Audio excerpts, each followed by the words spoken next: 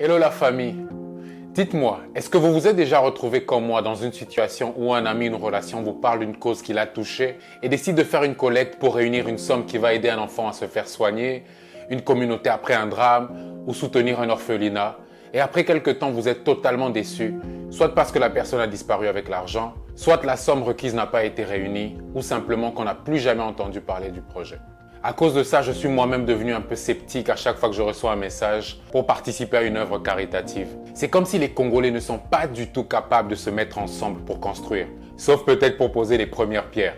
Mais si je vous dis qu'il y a eu des Congolais, ici à Kinshasa, qui ne se connaissent pas et qui ont réussi à réunir ensemble près de 20 000 $ en moins de 2 mois, sans l'intervention du gouvernement, sans qu'un seul franc ne soit détourné, de manière totalement désintéressée, et ont réussi à redonner le sourire à plus de 700 enfants. Est-ce que vous allez me croire? Il y a quelques mois, je reçois une vidéo sur WhatsApp, comme toutes ces vidéos qu'on se partage sur les choses qui nous choquent au Congo. Dans cette vidéo, on voit des élèves d'une école de la place en train de crier de joie ou de détresse dans une salle de classe totalement inondée sous une forte pluie. C'était choquant. Ensuite, M. Laurent Munzemba, celui qui m'a envoyé la vidéo, nous a invités à aller avec lui voir de nos propres yeux la situation de cette école. Et quelques jours plus tard, on se retrouve avec un petit groupe de personnes au cœur de la commune de Makala à Kinshasa, dans une petite école protestante du coin. Déjà, l'accès au coin était quasi impossible. Pas possible d'arriver en voiture. Et on devait traverser le grand marché dans la boue pour arriver à l'école. Et le spectacle qu'on a vu en arrivant nous a brisé le cœur. Les classes étaient dans un état incroyable. Tellement crasseux qu'on n'arrivait même pas à mettre les pieds dans certaines salles. Il n'y avait quasiment aucun banc. Et la plupart des élèves suivaient les cours assis par terre. Et c'était les ténèbres. Les enfants à qui on essaye d'apporter la lumière étudiaient dans le noir total. J'avais les larmes aux yeux. C'est pas normal qu'il y ait encore autant d'inégalités dans un pays comme le nôtre. Après ce qu'on venait de voir et de faire comme expérience, on ne pouvait plus rester indifférent. On ne pouvait plus simplement rentrer dans le confort de nos vies et d'abandonner ces enfants qui n'ont rien fait pour mériter ça. Alors on a décidé d'agir, ensemble. Et voici ce qu'on a fait. On a commencé par envoyer les ingénieurs pour évaluer les coûts des travaux. Et sur base de leur devis, on a ensuite créé un groupe WhatsApp. Et on a invité des personnes de bonne volonté à participer au projet. La collecte de fonds a commencé, et chacun en fonction de sa capacité. Il y a des gens qui ont contribué à une hauteur allant de 100 à 5 000 $. À chaque rentrée d'argent, une notification était faite dans le groupe avec l'identité de la personne et le montant versé.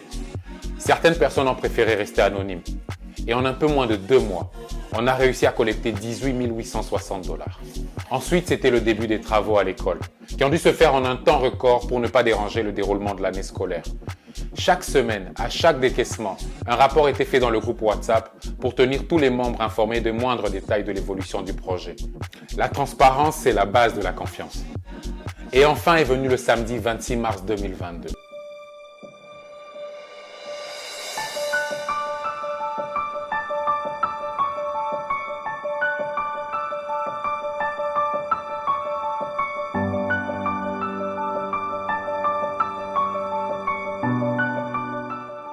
Les années passées, nous étions dans des conditions médiocres et déplorables. Mais aujourd'hui, grâce à la Fondation Laurent Munzemba, nous sommes fiers d'étudier dans des conditions, fiers d'être appelés élèves de l'EPDIS Makala.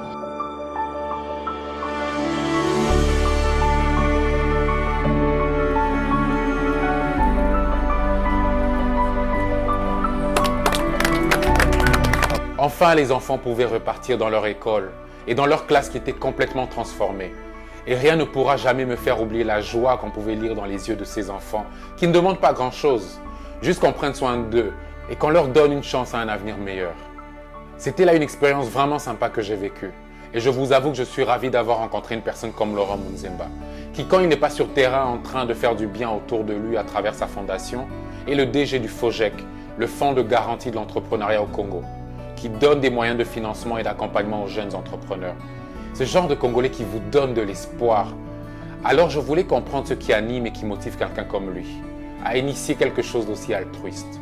Quelqu'un a dit, si vous voulez détruire un pays, ne lui jetez pas des bombes. Détruisez son éducation. Détruisez tous les circuits, tout l'écosystème éducatif et vous aurez ce pays-là dans 10 ans, 15 ans détruit. Pourquoi? Parce que son propre peuple va faire le travail de destruction. J'ai pensé à mes enfants. Mes enfants ont la chance de ne pas aller dans une école pareille. Mais qu'est-ce que mes enfants ont fait pour le mériter? Alors, ces enfants qui vont dans cette école, en quoi ces enfants sont coupables de cela? Les enfants ne sont que des victimes. On est exposé à tellement de choses négatives dans ce pays qu'on oublie qu'il y a beaucoup de choses positives qui se passent aussi. Des initiatives merveilleuses sur lesquelles on ne met pas assez de lumière. Et je suis content d'avoir participé à l'une d'entre elles. C'est vrai que cette action n'est qu'une goutte d'eau dans l'océan et que cette école n'est qu'une parmi des milliers dans la même situation dans la ville et dans le pays.